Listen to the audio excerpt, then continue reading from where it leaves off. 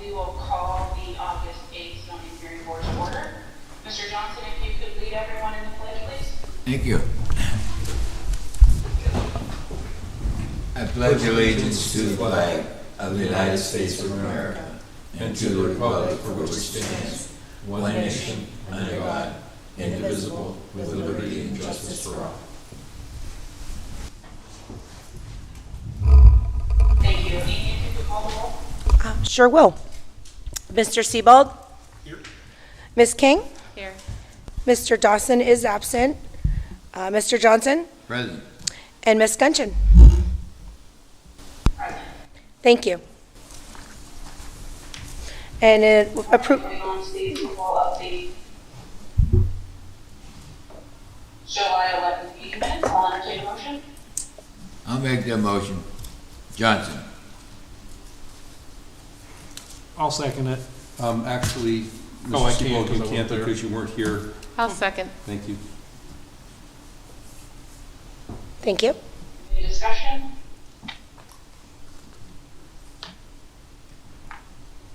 All right. All in favor? Aye. Aye. Thank you. Amy, if you could call the first appeal, please. Sure. This is appeal number 12294 by Daniel Riley concerning a property located at 2620 Charlotte Street, index 19-62-30-223, located in an R1 low-density residential district. The appellant is requesting a special exception approval for short-term rental. Per section 20411, special exception approval is required. Mr. Riley?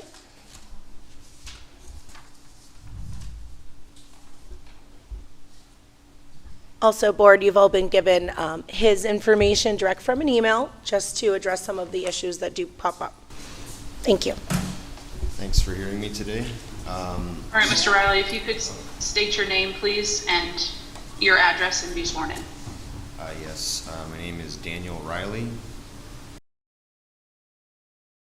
Do you want my home address or? Yeah. Home address, please. The home address is 231 West 21st Street, Erie, Pennsylvania, 16502. Okay, please raise your right hand. Do you solemnly swear or affirm to tell the truth, the whole truth, and nothing but the truth to the best of your ability here today? I do. Okay, go ahead. So as far as, so whenever I choose a property for vacation rentals, if it's not in a commercial zone, I usually try to, is this, you need this here? I usually try to do them in areas that are zoned commercial just because when it comes to doing something like that long term, neighbors are not an issue that goes away. So it's something that if you're smart about it, you want to be placating your neighbors as much as humanly possible. I have another one on West 21st Street that, and you know, I always check with the neighbors before I do that.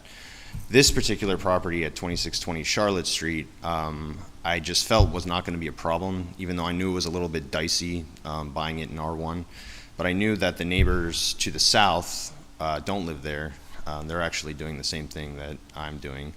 And the property to the north is actually the rear of a plaza.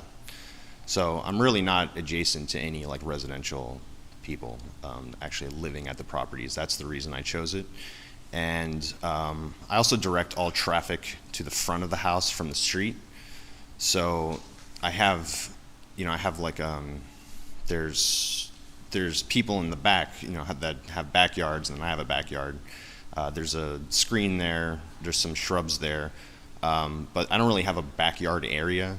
So all of the land, most of the land is like in the front. So I don't think I'll be bothering them either because I direct all of the traffic to the front of the house. The people, the tenants will get the key to the front door, so they won't be going around the back to cause traffic, and people won't really even see them. So, and as far as parking goes, I think my driveway is like 150 feet. I measured it and put it in the actual application. But it could fit up to 10 cars, and I just tell people that they need to park in the stone driveway. So You said you had another property on 21st Street? Yes. Is that? I've also applied for that as well. Okay.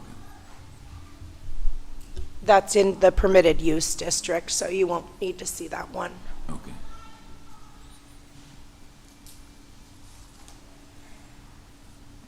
And to the south of you, you said the neighbor was what? They're doing the same thing. It's Oh, a vacation rental. And if I could just say for them, I've been there for 6 months every day working on that property.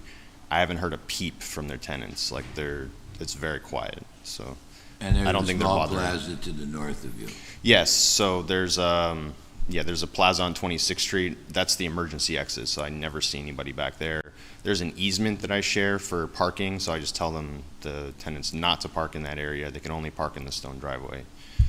And, I can post anything, any kind of ordinance, parking ordinances or anything like that in the actual house if you'd like. Thank you. So east and west are still adjoining, and those are both residential? So east would be the street. Yeah. And So- then there's a property. Yeah, so, but the thing is I have a hill that comes over the property, and it's a good, I would say at least 160 feet from door to door. So I don't think they wouldn't even really see the people really coming in and out so much. And they're also not directly across the street. The front of the house sort of faces the alleyway of the other plaza across the street. They're sort of, the first house is kind of pushed a little bit towards the south. So it's not like them door to door. They're like, they're a little bit diagonal, at a comfortable distance, I would think. We have most of the frontage on most of the property is frontage. So there's a huge front yard, and then they have a front yard, and there's sidewalk, and there's also a street. So I'm guessing it's like at least 160 feet, which I think is probably a comfortable distance. And also, I should say, I don't allow parties ever. I don't want people destroying my property, so I explicitly say in the listing, no parties or events. I target families coming to Erie. Usually, I try to target 2 families, so I charge $500 a night. And it's usually someone and their friends who also have kids, and that way they can put everybody up for. And if you split it, it's much cheaper than getting a hotel for 2 families. So, How many people do you rent to at one time?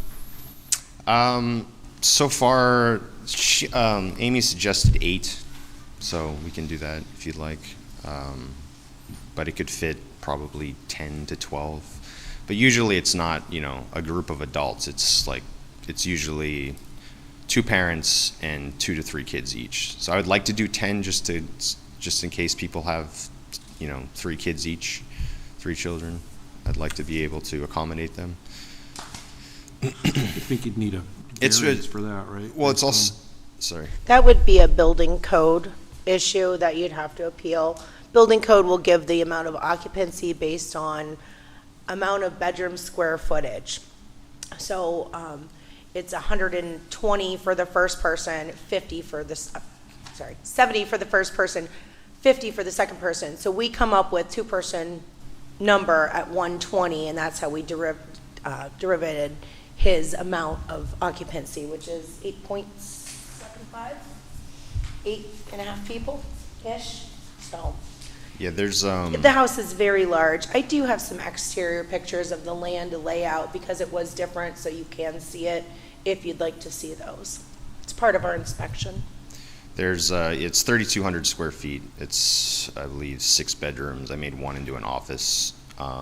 And there's also 4 modes of egress to get out, just in case there's an emergency or anything. There's one that goes directly downstairs out the building, and then two staircases from the 2nd floor down to the 1st, and then there's 3 doors on the 1st floor. And as he stated, you hear office space, it's probably living space if you didn't have it as an office use. So there's a chance he probably does have more, but using it as the bedrooms he has, that's what we can calculate with the building code.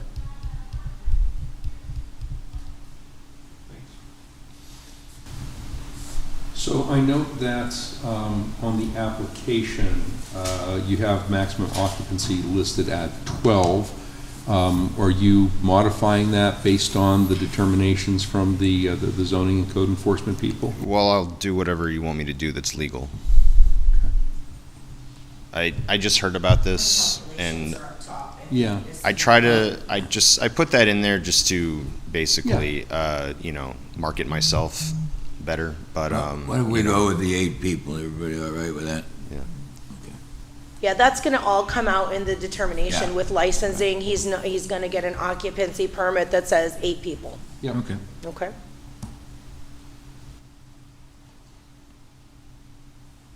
Any other questions up here?